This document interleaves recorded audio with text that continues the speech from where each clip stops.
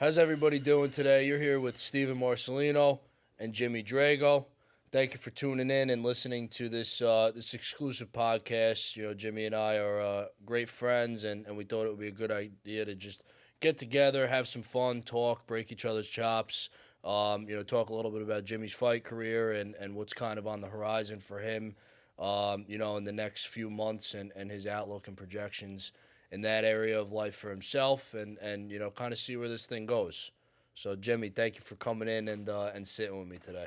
Awesome to be here, Steve. It's always good to be here and talk to a good friend like you. So, I know, Jimmy, we had a few things we wanted to talk about, and I know you wanted to give the opportunity to talk a little bit about, your experience with, the adversity of being an iron worker and also trying to tee off a professional fight career at the same time.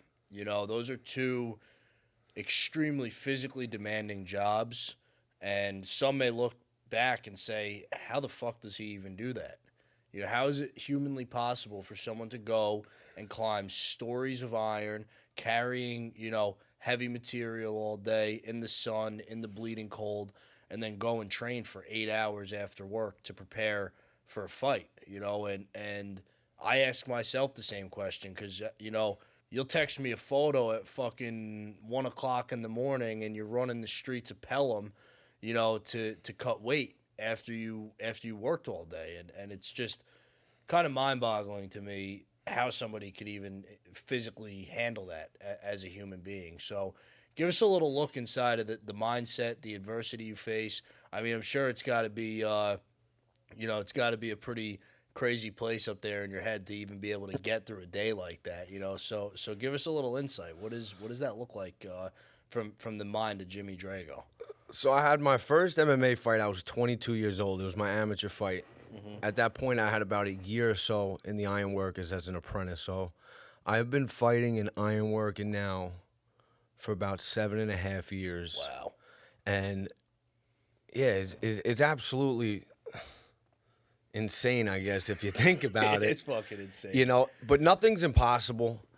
It's definitely not easy. When I first started this journey, I didn't know what would come about it. Local 40 opened up so many doors for me in life.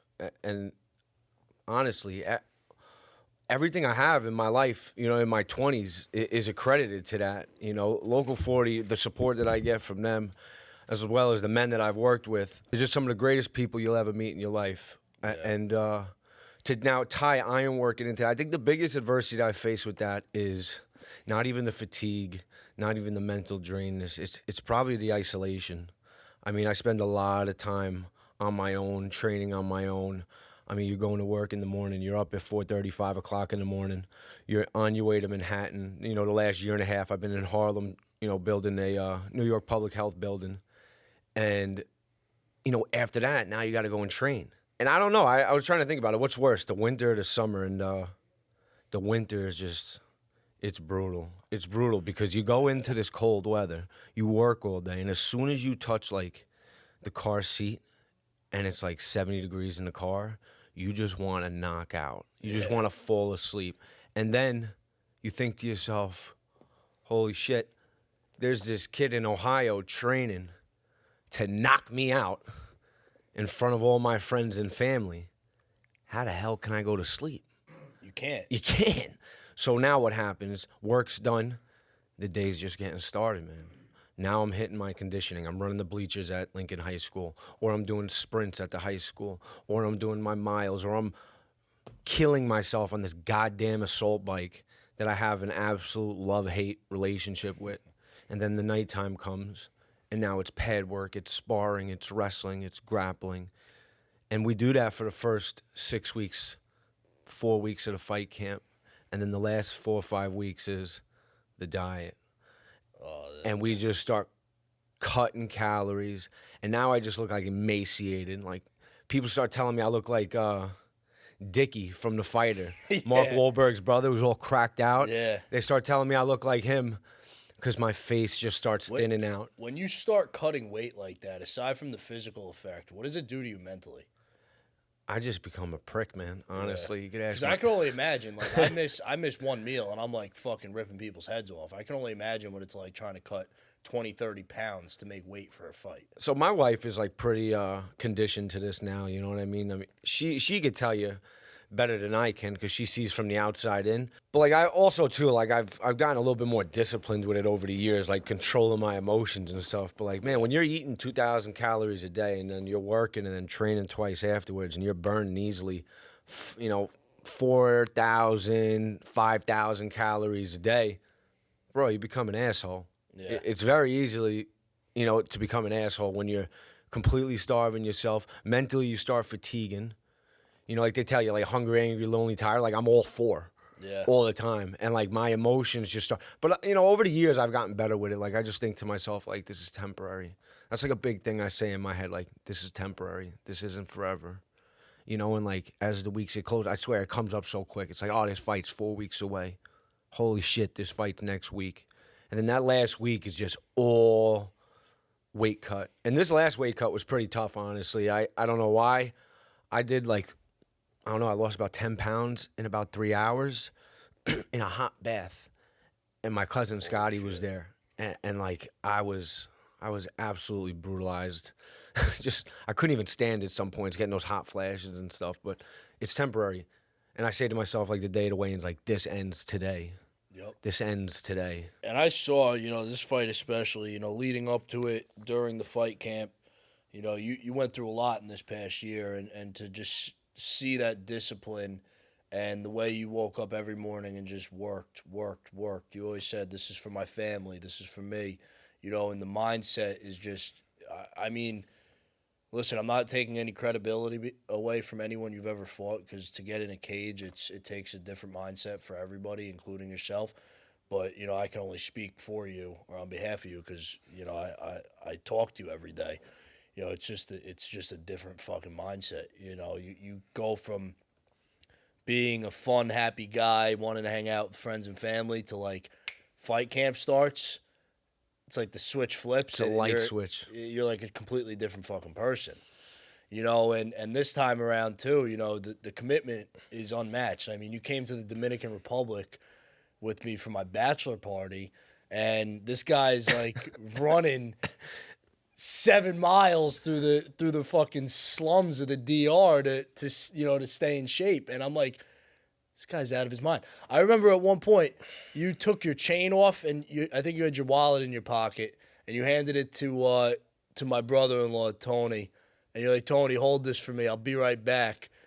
The second he went to go and put it in his room and lock it in the safe for you, you're already back from your run. 32 minutes.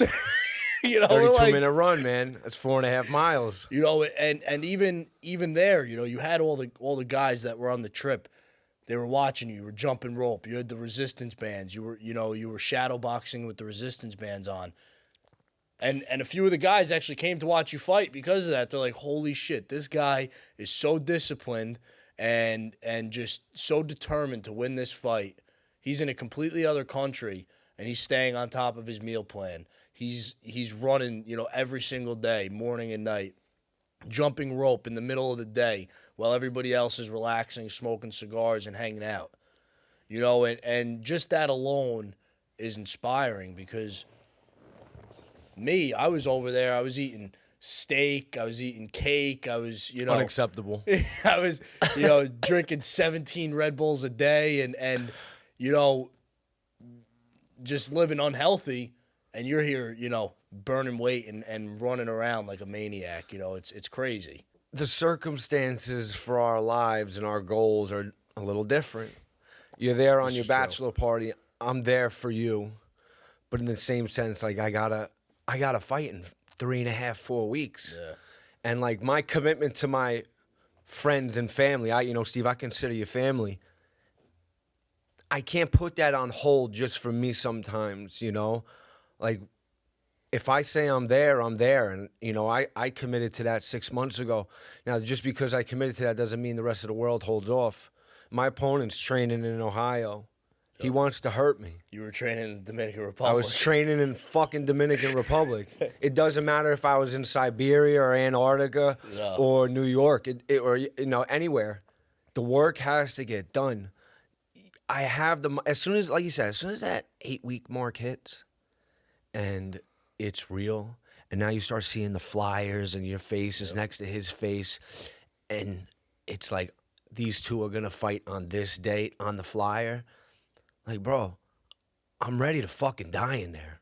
Yeah. I'm ready to die in there. I got friends and family that support me. My wife said it best. She goes, Jim, you start missing training sessions. You start taking shortcuts. You might as well smack them in the face. She's 100% right. I put it all on the line every time. This isn't like Friday Night Lights. You go out and you lose by a touchdown. Hey, we'll get him again next week. Every time you step in there, it's life or death. And I do this for the betterment of my family and myself, of course. But they're the motivation that when I don't want to go running or go sparring or go grappling at 9:30 at fucking night when I just worked 8 to 10 hours, they're that fire. You know, like, bro, 8, 9 years ago, if you saw where I was, it's not even, you can't even fathom the life that I have today. And this wasn't given. Everything was earned. But if you see where I was 9 years ago, compared to where I was now, you can't even fathom that thought. And then I think to myself, take a shortcut? I can't do it. It doesn't equate in your mind how you. It doesn't make sense. How you could even make that decision. It doesn't make sense. No, it's true too. You know, you got a massive support. You know, and that's a testament to how you, I guess, respect and appreciate your support. You don't take that shortcut because you know there's coming to your fight, 200-300 people coming to the fight. Easily. You have sponsors. You know, you have people buying, tickets and merchandise and all this stuff. So you're sitting there thinking to yourself, I'm not gonna go and train for a couple of hours while these people are spending their hard-earned money and their time to see me fight somebody in a fucking cage. No fucking way.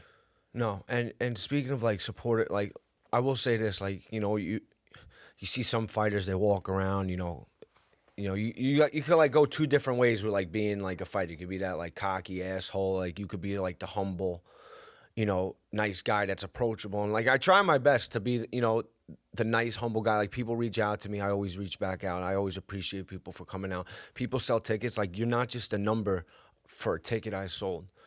Like you have no idea how much I appreciate the fact that you're willing to spend whatever money to spend on a room in Atlantic City that night or buy a shirt, even if it's just buying a shirt.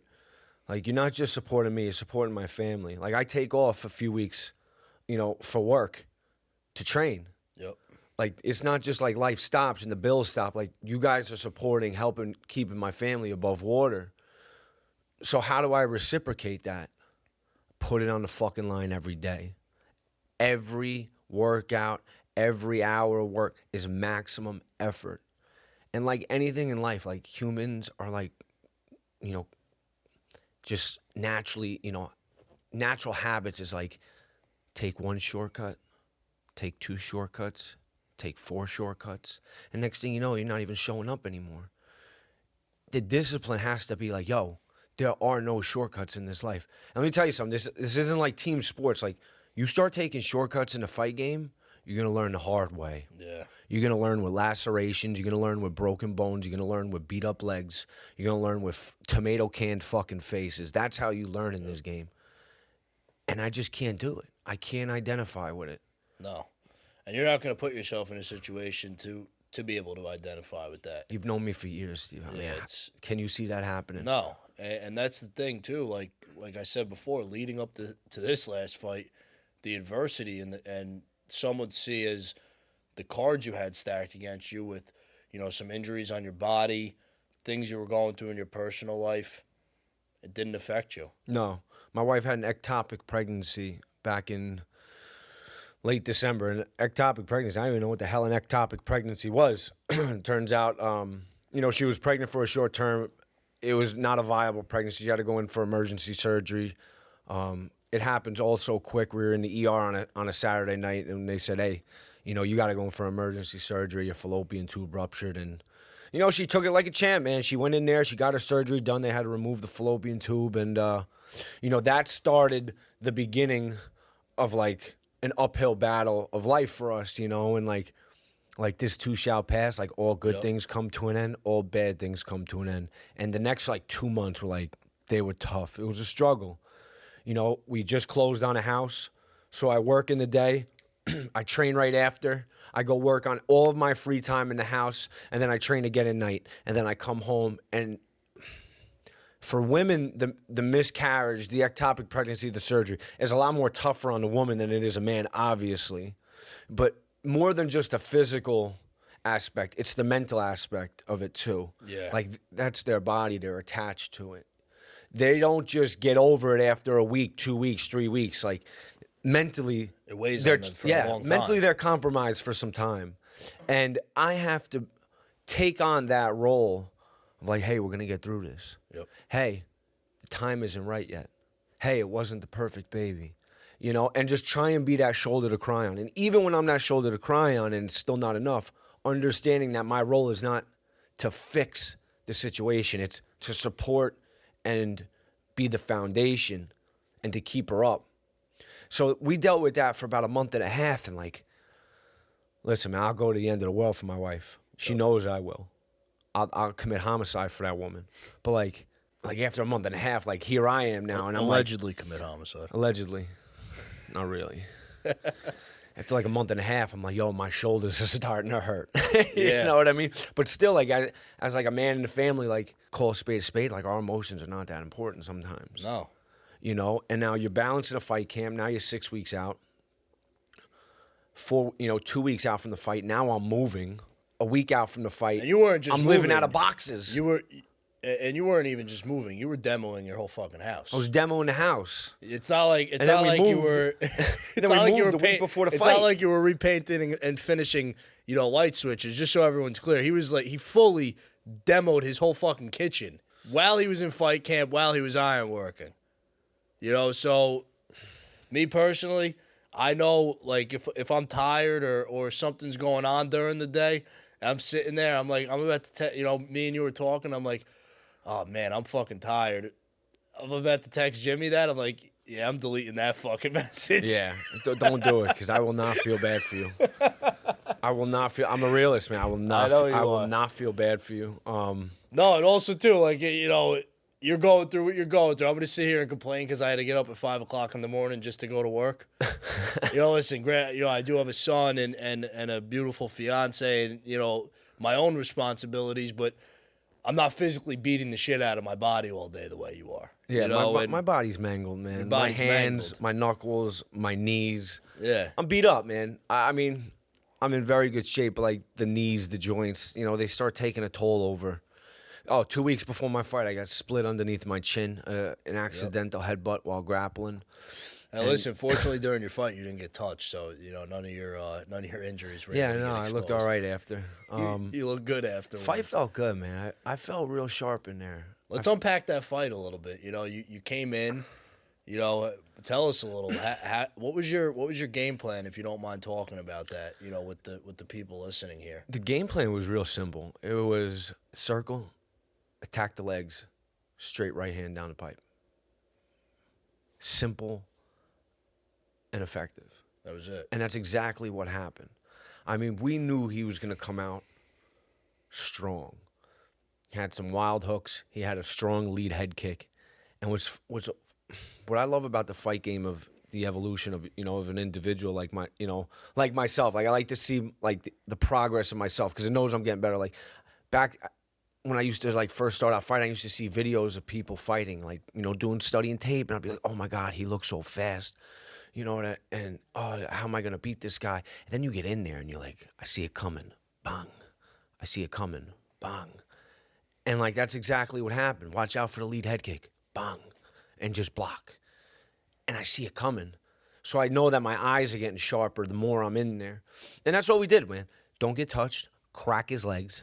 I felt my shin bone cutting through his peroneal artery every time it landed. Yeah. And then you see it. You see the effectiveness. And he was 4-0 with 4 knockouts, man. He wasn't a slouch. No. He was in great shape. He was 4-0 with 4 knockouts. Strong kid. Yeah. Knockout power. But I knew he's never seen his own blood before. I knew that he hasn't faced adversity before. And I knew that if I could bring that to light a little bit, it'll change the dynamic of a fight. Kind of like bring them to deep waters and drown them. And that's the game plan. You were like a shark. Chop, You circled them. chop. And watching that, holy shit, what did I just get into? Kind of like come to fruition. Yeah, and then he at one point, you know, he tried to take you down. Takedown defense was fucking tight. You were cutting him up with some elbows, it looked like, against the cage. Yeah, landing little short punches against the cage. I couldn't see if I was hitting him or not. I could feel if I'm hitting him or not. But as soon as I walked back to that cage, you know, after the first round, and I looked at him, you know, sometimes people don't sit down in between rounds. Sometimes they stand. And I'm thinking to myself, man, I know he's tired. Why isn't he sitting down? Turns out he couldn't sit down. His fucking leg was beat up. You know? But one of my favorite things about this fight was after the end of that first round, man, I mean, I just felt like I could fucking sprint 10 miles. Like, I just wasn't gassed at all. I mean, the amount of work I put into my conditioning is absurd. Well, that goes back to the conversation we were talking about earlier with the training. You know, it's like 10, 11 o'clock at night, I'm texting you, yo, you want to get on Warzone, and you're texting me pictures of street lights, you know, sprinting the street at 11 o'clock at night. You know, and that's that unmatched discipline that we talk about here. You know, it's that training, that, you know, that conditioning, the meal prepping, you know, that is such an important part of the fight game that people don't realize. You know, everyone thinks they're gonna just go in there. You're like, it's not the fucking street. You know, you're not gonna just go in there and fucking throw a couple kicks and elbows and knock somebody out. There's a lot, all the way down to the mentality. What's that person going through in their life before that fight that might, you know, make a split second? They have a thought in their mind as you're throwing a punch or a kick, or as your opponent's throwing a punch or a kick. If you're not 100% focused in that moment, it could change the entire playing field of that fight. It's not just going in there being a black belt in Brazilian Jiu-Jitsu or having 20 years of experience in Muay Thai. You know, there's so much that pours into the fight game that the average viewer or the average, you know, person that enjoys fighting sees. There's a bigger picture when I think of my training. And I always say to myself, there's a bigger picture here. It's temporary suffering. That's really what it is. And at the end of a session, at the end of a conditioning, at the end of a run, I always feel like I'm a little bit closer to the goal. You know, and what is that goal? I mean, for everybody, it's different. For my personal goal, every time I complete the task, I'm like, I'm one step closer to the win. I'm one step closer to just never giving up on myself. I mean, that's really what this comes down to. Every training session, every workout is a form of self-discipline that shows, yo, I'm not going to quit here.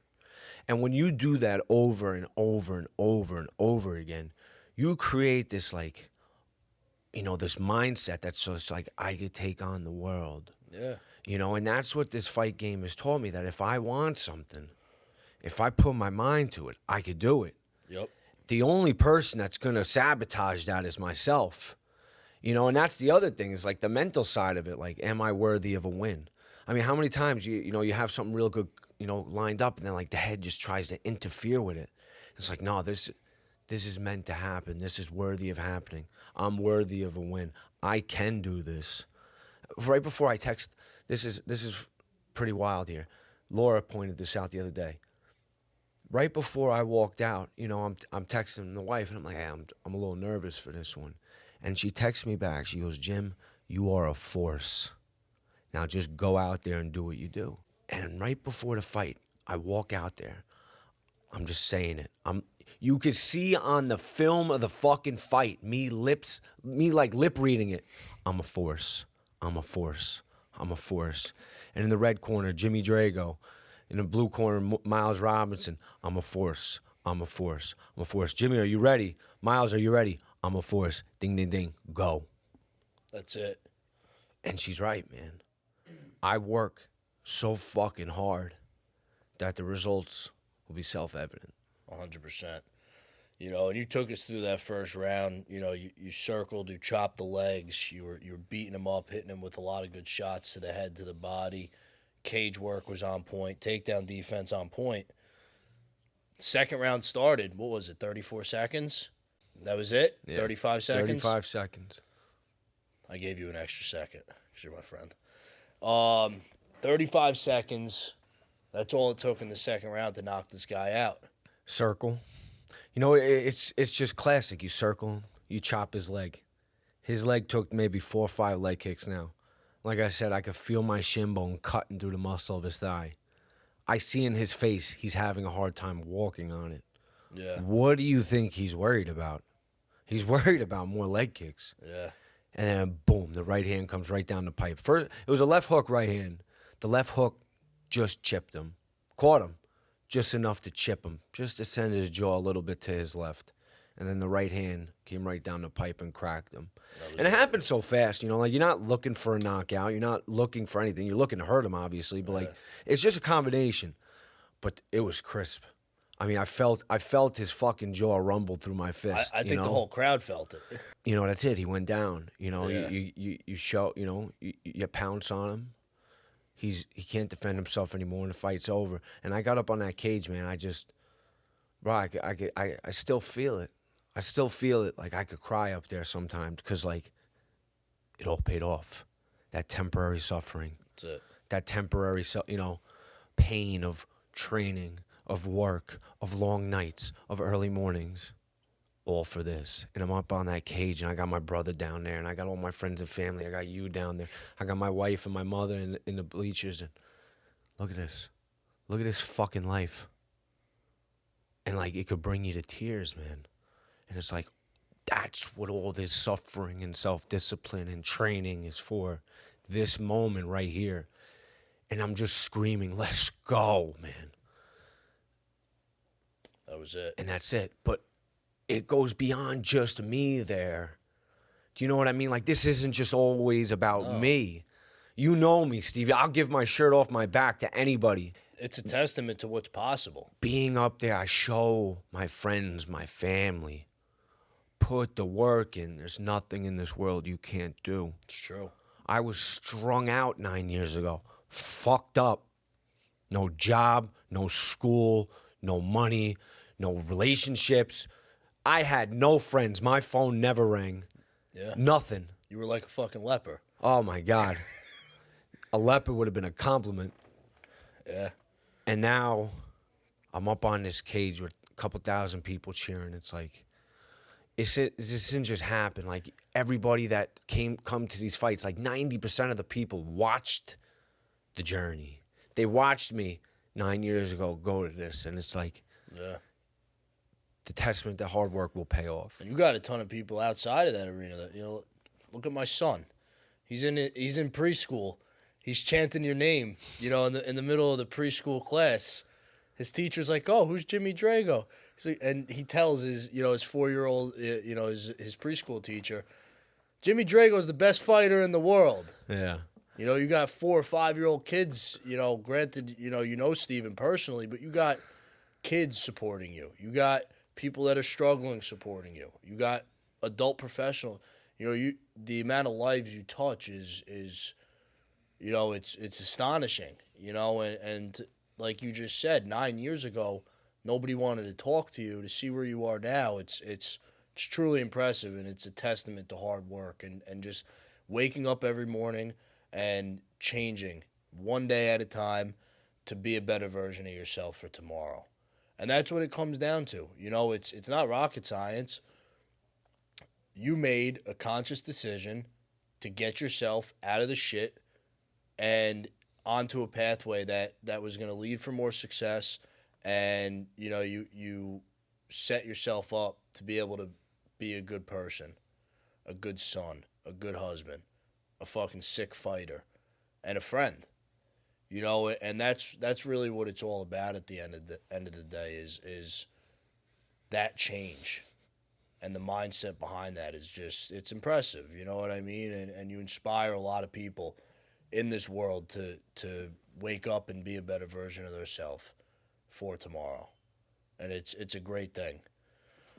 So, Jimmy, tell us a little bit about, before we end over here, tell us what's next. What, is it the UFC?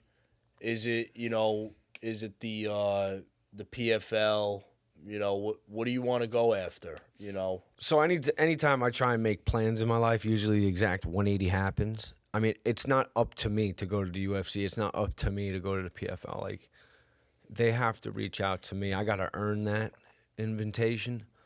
The goal is to ultimately try and get on the Contender Series in. I couldn't think of the name. That's why. I said the get on the PFL Contender instead. Series in either. I think it goes from August to October or July to October, where you fight another welterweight in the country that's a top contender, and if you do enough to impress Dana White, you get into the UFC. What's next is I'm not working. I'm taking on the role of training full time. Wow. Everybody has been pushing me in that direction for a while, and I always said when I get to that point, I'll make that decision. I'm at that point here. Couldn't find an opponent for April. Most likely going to fight again in early June.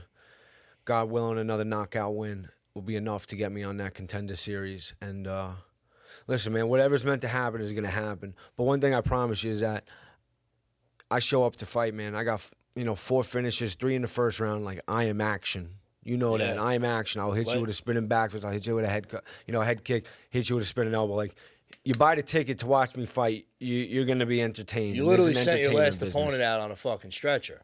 Yes. It's not a joke. No. This is real life violence here.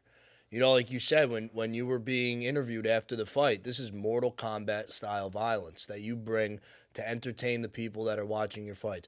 Aside from all the drive, the discipline, you are in that cage to entertain people. People that may just be there to watch the fight and not know anything about you. They're there to see somebody get knocked the fuck out, blood come out of their skull, a broken fucking leg. Whatever it is, you're going to bring that intensity. You guys are sick, man. No, but seriously, 2,000 years ago, and it's not like this is like abnormal. 2,000 years ago, they built a fucking coliseum just for that. Yep. Since the beginning of time, humans have been entertained by the fierce competition of two beings trying to hurt or kill one another. Yep. It's human law.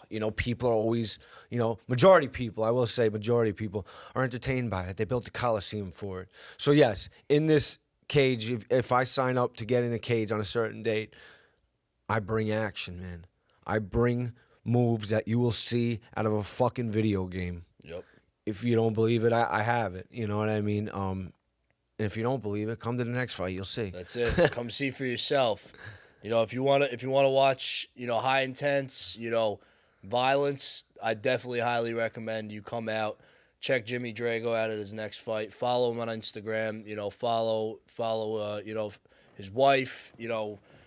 Brendan McShane. Don't follow my fucking wife. Don't follow. Well, I was gonna say if you want to follow her to stay tuned on his next fight. If you can't find Nobody it on follow his page, my fucking wife. Don't follow his fucking wife. I'm gonna get knocked out for saying that after this camera ends. No, but in all seriousness, follow the people that that are in Jimmy's life. If you don't follow him, to stay tuned. Sounds better. Stay tuned for his next fight, his next big event. You could catch him on Facebook, Instagram. Hopefully soon you'll see him on ESPN highlight reels, knocking people out in the top 10. Dana White, if you're watching this, I know Jimmy didn't call you out, but I'm going to call you out and encourage you to watch and give Jimmy Drago a shot at the Contender Series on a UFC fight card. I promise you, he will not disappoint you or any of the fans of the UFC. If anything, I think he'll bring a little bit more money into your promotion. And listen, guys, with that, I'm going to end today's episode with Steven Marcelino and Jimmy Drago. I hope you enjoyed listening to us. Drop a comment below if you want us to put out some more episodes. Thanks for watching.